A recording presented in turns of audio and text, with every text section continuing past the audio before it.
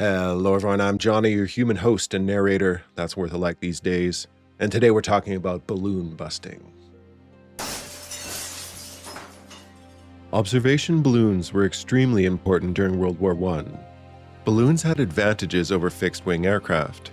They could run cables to the ground for communication and remain tethered in the air for hours, allowing them to report troop movements and spot for artillery.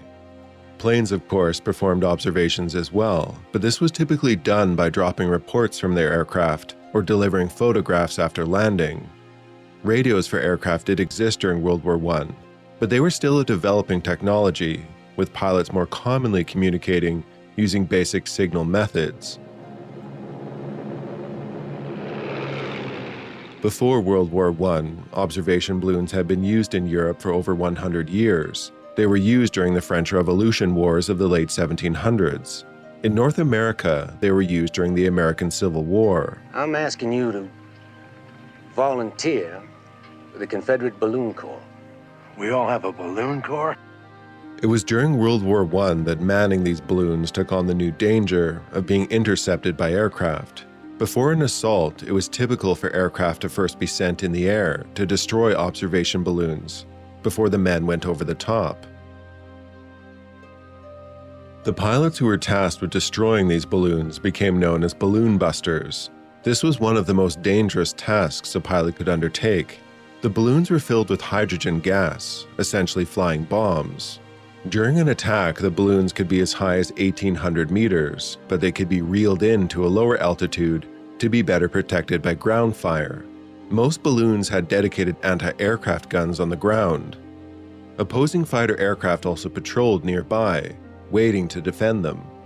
Balloons could also themselves be armed with machine guns. Pilots didn't just have to worry about being shot at, but also running into cables. Balloons could attach steel cables and nets between other balloons that would disable or destroy an aircraft on impact. Unmanned balloons, known as barrage balloons, ran lengthy networks of cables for this purpose. This is a balloon apron suspended above London in 1915. Destroying balloons was technologically more complicated than one might think.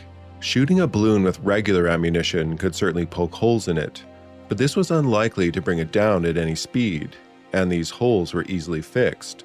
The best way to destroy a balloon or Zeppelin was with an incendiary.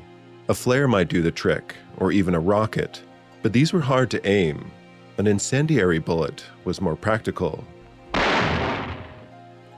Incendiary bullets were developed specifically to take down Zeppelins, which began bombing England in 1915.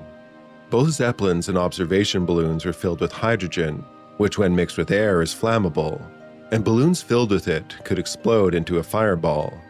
This, of course, was an added risk for the pilot, who often had to fly within dangerous proximity to the explosion. In some instances, balloons were booby-trapped, rigged to explode intentionally once the observer jumped from the basket. Observers were equipped with a parachute attached to the basket that would automatically deploy if they jumped.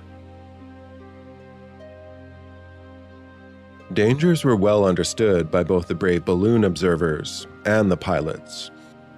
Life expectancy of 20 minutes. That's right! Goggles on, chocks away, last one back's a home. A pilot could become a balloon-busting ace by destroying 5 balloons. Willie Coppens was the highest-scoring balloon-busting ace of World War I, from Belgium, having shot down 35 balloons. In one instance, Coppens was attacking a balloon and came under fire. He parked his plane directly on top of the damaged balloon. Once the balloon began to descend, he slid off it and flew away. Great landing, pal, but just don't look too safe. The safest place around. After World War I, observation balloons continued to be used, even into World War II, used by both the Soviets and Germans on the Eastern Front. Even today, they are still used to collect data and continue to be hunted, with the F-22 being the most sophisticated balloon buster ever to down an observation balloon.